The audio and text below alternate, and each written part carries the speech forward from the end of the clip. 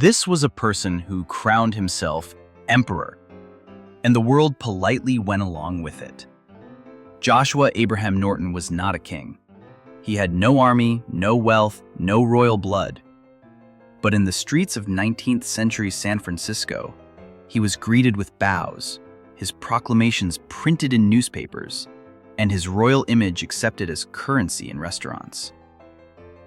This is the true story of the man who declared himself Emperor of the United States, and somehow became beloved for it. He wasn't always strange. Joshua Norton was born around 1818 in England, and he spent his early years in South Africa. Like many dreamers of his time, he chased opportunity westward, eventually arriving in San Francisco in the 1840s, right before the gold rush transformed it into a chaotic, booming city. At first, Norton did well. He was a businessman, successful, respected. He imported rice, invested in real estate, and built a fortune during a time when fortunes could be made overnight. But it didn't last. In 1852, a severe rice shortage hit the city. Joshua saw an opportunity. He poured everything he had into cornering the rice market, importing thousands of pounds from Peru. But the market was flooded days later by other shipments, and prices collapsed overnight. Norton lost everything: his fortune, his reputation, his mind, all in a single devastating move. For years, he vanished from the public eye. He became a ghost in a city that once admired him. Until 1859, when he reappeared, not as a man, but as a monarch. On September 17, 1859, Norton walked into the offices of the San Francisco Bulletin and handed over a letter. It was a proclamation, bold, bizarre, and completely serious.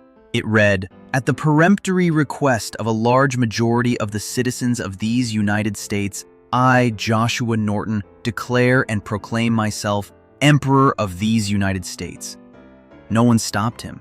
In fact, the Bulletin printed it, and just like that, Emperor Norton I was born. Every day after that, Norton strolled the streets in a grand blue uniform, adorned with gold epaulets and a tall feathered hat. He inspected sidewalks, attended public meetings, and issued imperial decrees, some comedic, some shockingly insightful.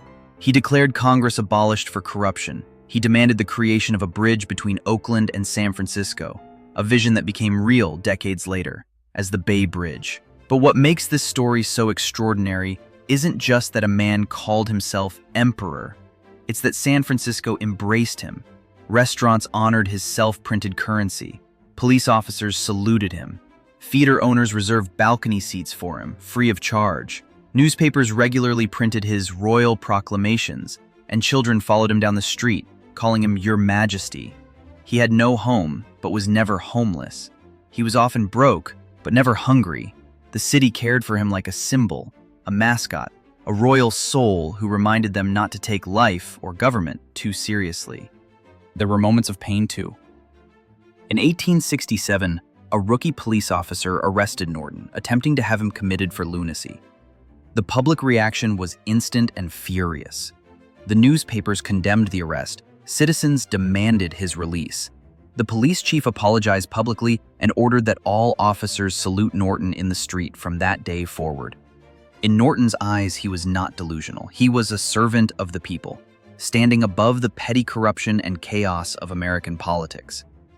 His rule was theatrical, yes, but it had purpose. Satire, kindness, and public conscience lived in the persona he wore like a crown. And then, one evening in 1880, it ended. While walking on the street near California and DuPont, Emperor Norton collapsed. He died before medical help arrived. The next day, the San Francisco Chronicle ran a front-page obituary titled, "Le Roi est mort," the king is dead. More than 10,000 people attended his funeral.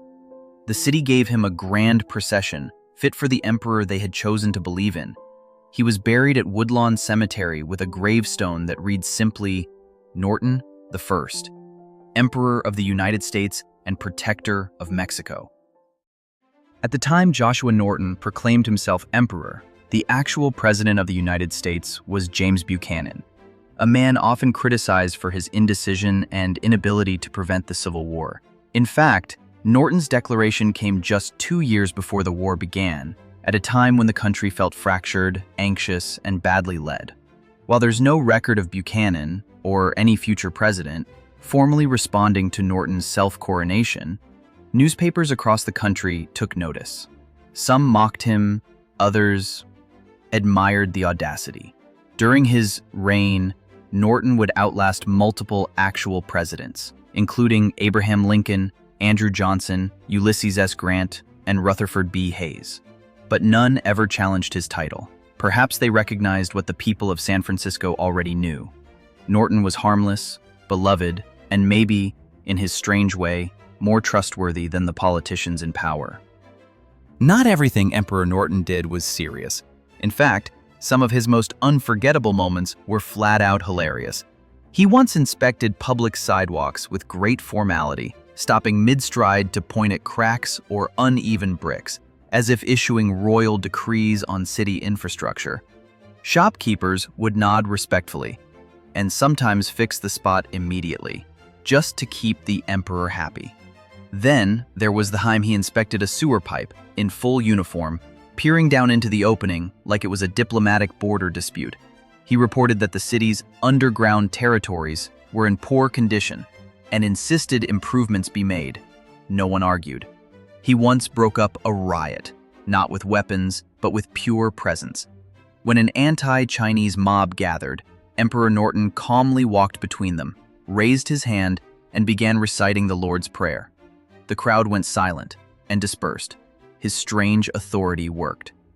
Restaurants were proud to host him, even when he couldn't pay. Some would post signs that read, "By royal appointment, purveyor to His Imperial Majesty, Emperor Norton I." He even issued a proclamation banning the word Frisco, declaring it an insult to the dignity of San Francisco. Offenders, he wrote, would be fined $25. It was never enforced, but locals avoided the word anyway, out of respect. And let's not forget his royal currency, homemade banknotes bearing his portrait, which he handed out like official money. Some local businesses accepted them. Today, surviving notes are collector's items worth thousands of dollars. Joshua Norton ruled nothing, and yet he ruled hearts. He signed no laws, but left behind proclamations of humor, hope, and compassion.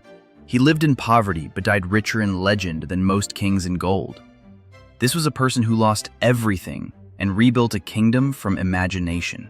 Not with power, not with force, but with charm, wit, and a beautifully absurd refusal to be ordinary. But here's a strange question to think about. Joshua Norton never commanded an army, never raised taxes, and never passed a real law. Yet for over 20 years, he walked the streets of San Francisco like royalty, and people listened. So what makes a true leader? Is it power, control, votes, or could it be something else, like kindness, imagination, and public trust? If your country suddenly switched from a president or prime minister to an emperor, would it be a disaster? Or would it depend on who the emperor is? Let me know in the comments. Would you trust someone like Emperor Norton to rule your country even if he made up the job?